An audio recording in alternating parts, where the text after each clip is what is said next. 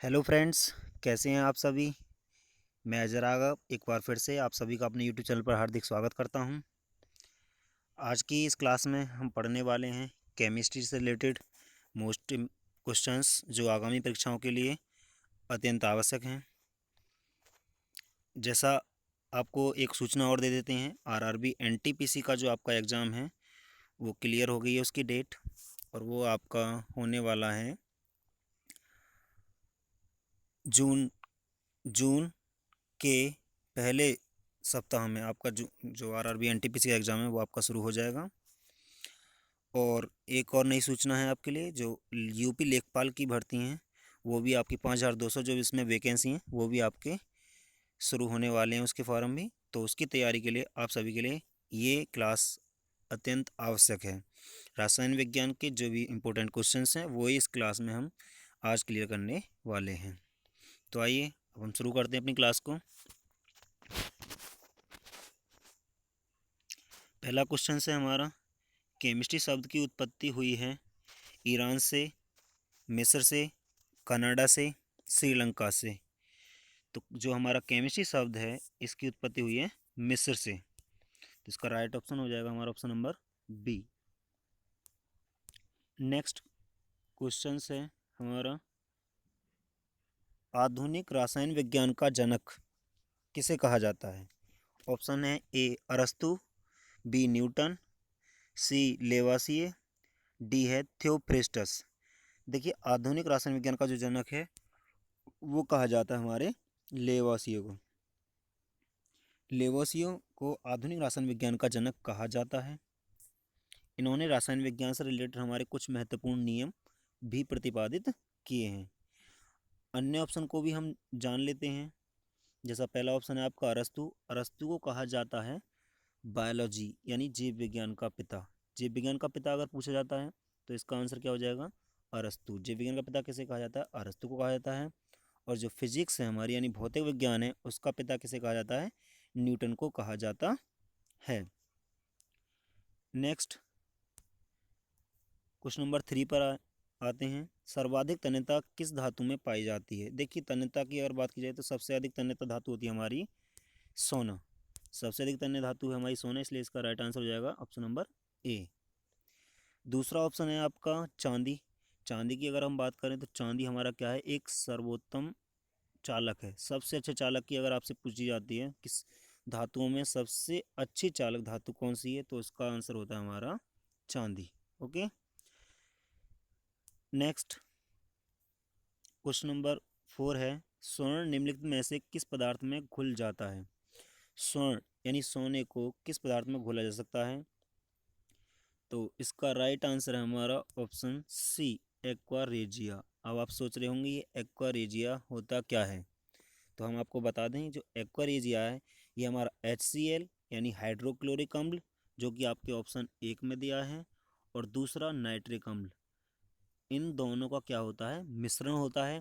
और इन दोनों का जो मिश्रण है ये 3:1 में होता है। इनका जो अनुपात होता है, यानी इसमें जो हाइड्रोक्लोरिक अम्ल होता है ये 3 भाग होता है, और नाइट्रिक अम्ल जो होता है ये हमारा होता है 1।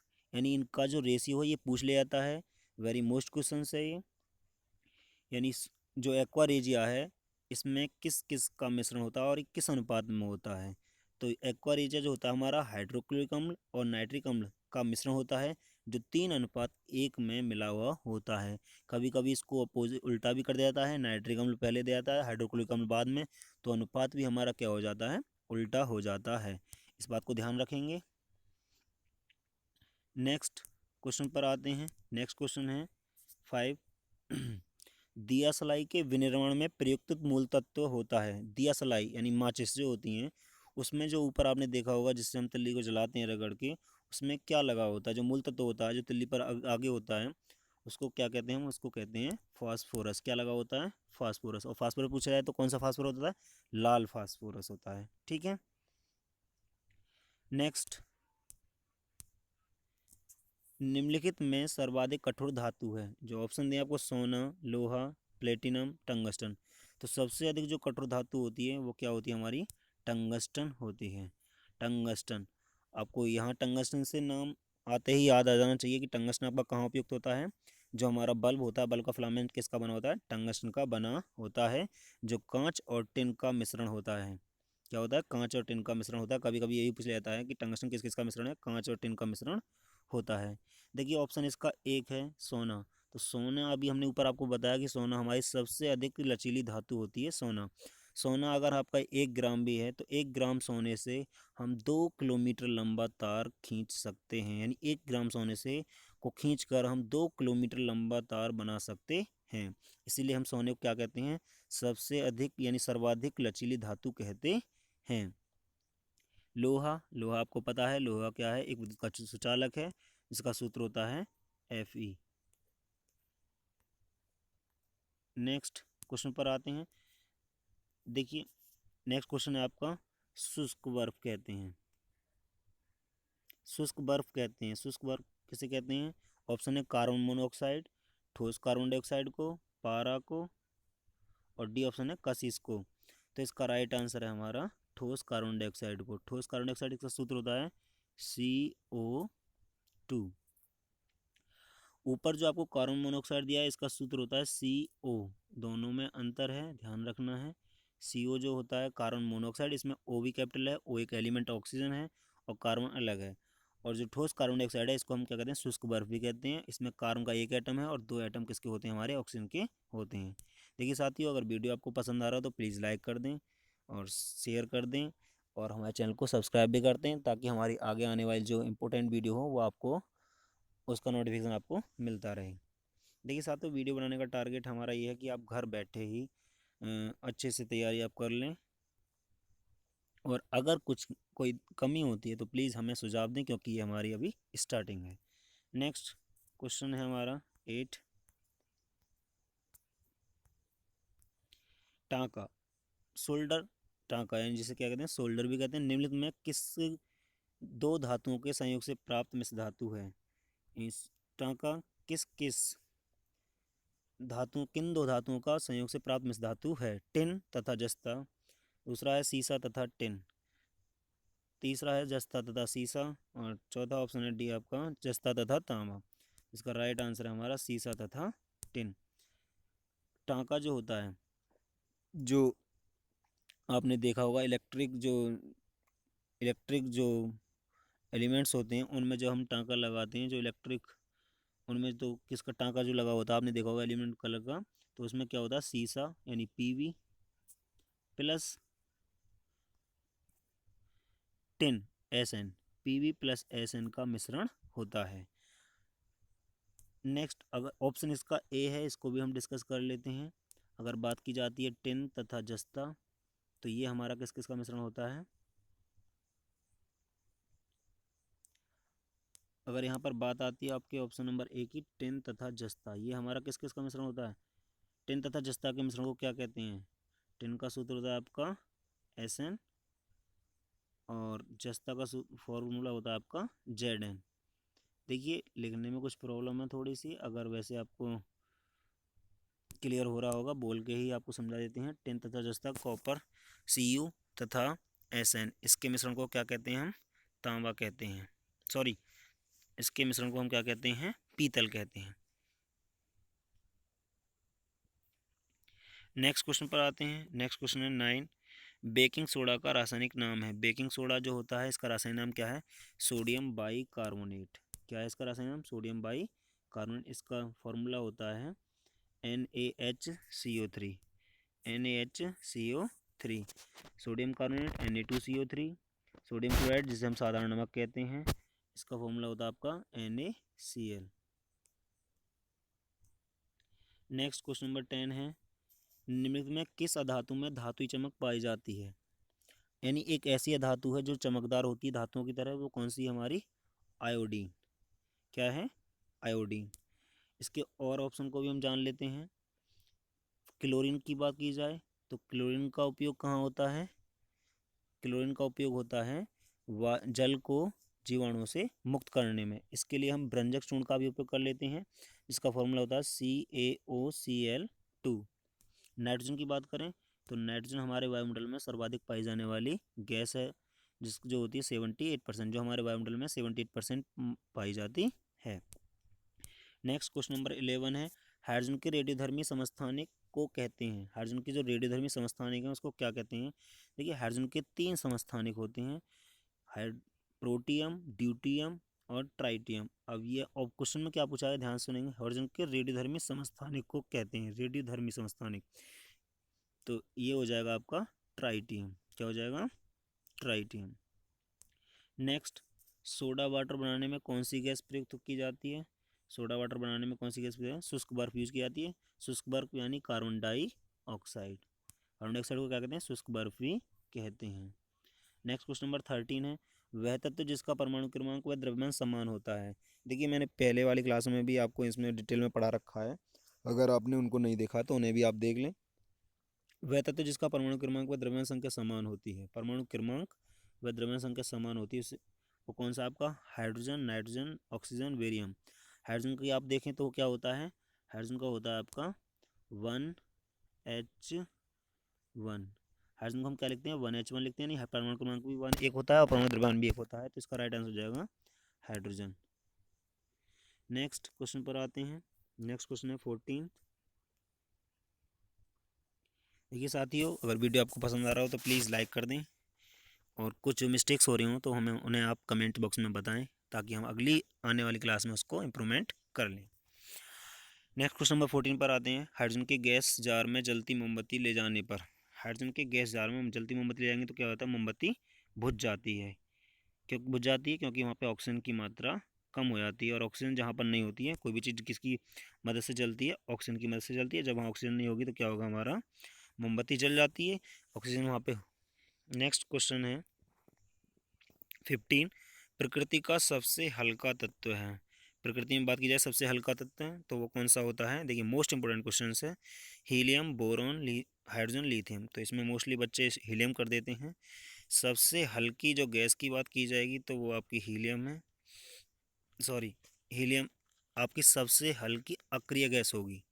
कैसी होगी, अक्रिय। अगर अक्रिय गैस पूछा जाता है तो आप हीलियम करेंगे, और अगर पूछा जाता है सबसे भारी अक्रिय गैस तो उसमें आपका आंसर हो जाता है रेडॉन। नेक्स्ट, प्रकृति का सबसे हल्का तत्व है तो वो कौन सा होता है आपका, हाइड्रोजन। नेक्स्ट क्वेश्चन नंबर 16 पर आते हैं, भविष्य का ईंधन किसे कहा जाता है, यानी भविष्य यानी आगामी ईंधन किसे कहा जाता है, सीएनजी।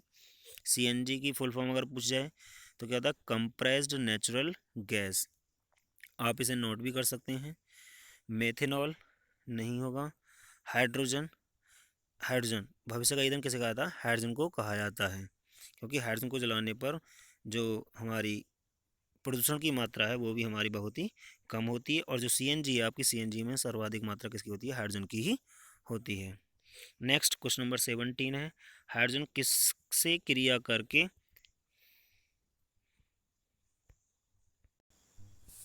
नेक्स्ट क्वेश्चन नंबर 17 है हमारा, हाइड्रोजन किससे क्रिया करके वनस्पति घी बनाती है।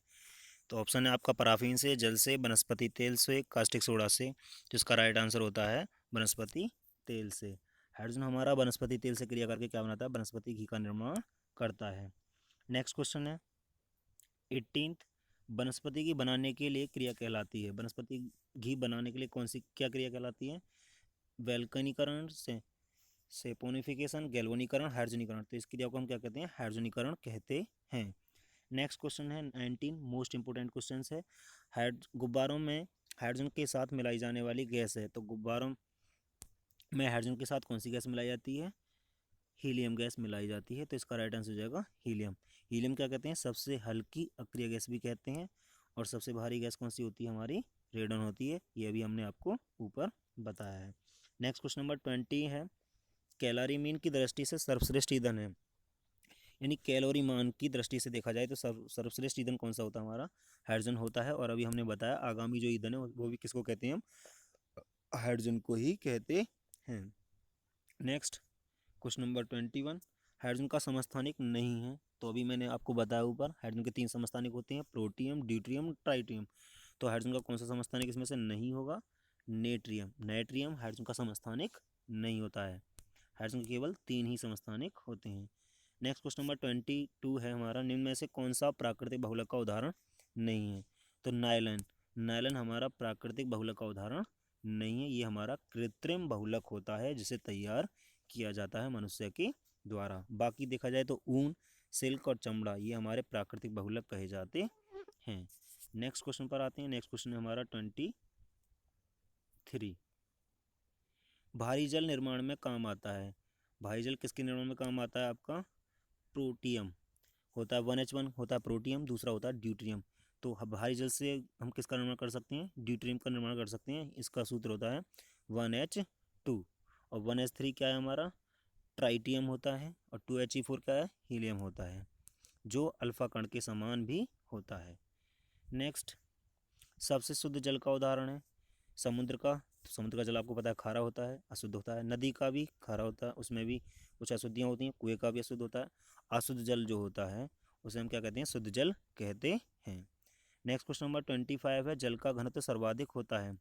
मोस्ट इंपोर्टेंट क्वेश्चन है, कई परीक्षाओं में आपका पूछा गया क्वेश्चन है। जल का घनत्व सर्वाधिक होता है। जल का घनत्व सर्वाधिक किस पे होता है? 4 डिग्री सेल्सियस पे। देखिए, जल का जो घनत्व होता है वो 0 से 4 डिग्री सेल्सियस तक पहले बढ़ता है और फिर 4 डिग्री सेल्सियस पे सर्वाधिक होता है और उसके बाद 4 से ऊपर घटता है। यानी जल का जो घनत्व है वो 0 से 4 डिग्री सेल्सियस तक बढ़ता है और फिर 4 डिग्री सेल्सियस से नीचे ऊपर घटता है। और आयतन की बात की जाए तो आयतन उल्टा होता है। आयतन जो होता है 4 डिग्री सेल्सियस पर सबसे कम होता है। नेक्स्ट क्वेश्चन है 26, जल का घनत्व सबसे कम होता है। सबसे कम घनत्व की बात की जाए तो सबसे कम किस पे होता है? 100 डिग्री सेल्सियस पे। जल का घनत्व 100 डिग्री सेल्सियस पे सबसे कम होता है और 100 डिग्री सेल्सियस को क्या कहते हैं? हम जल का क्वथनांक भी कहते हैं। क्वथनांक क्या होता है? देखिए, वह तापमान जिस पर कोई भी द्रव उबलना शुरू कर देता है उसे क्या कहते हैं? क्वथनांक कहते हैं। नेक्स्ट क्वेश्चन अभी जो बताया मैंने आपको, देखिए जल का आयतन सबसे कम होता है 4 डिग्री सेल्सियस पर। 4 डिग्री सेल्सियस पर घनत्व सबसे अधिक होता है और 4 डिग्री सेल्सियस पर जो आयतन होता है वो सबसे कम होता है। नेक्स्ट क्वेश्चन है 28 आपका, जल का आयतन किस ताप पर सर्वाधिक होता है? जल का आयतन सबसे अधिक किस पे होता है? 100 डिग्री सेल्सियस पे होता है। तो इसका राइट ऑप्शन जाएगा option number C. Next question है 29, जल की स्थायी कठोरता को दूर करने में काम आता है। देखिए, मोस्ट इंपोर्टेंट क्वेश्चन है।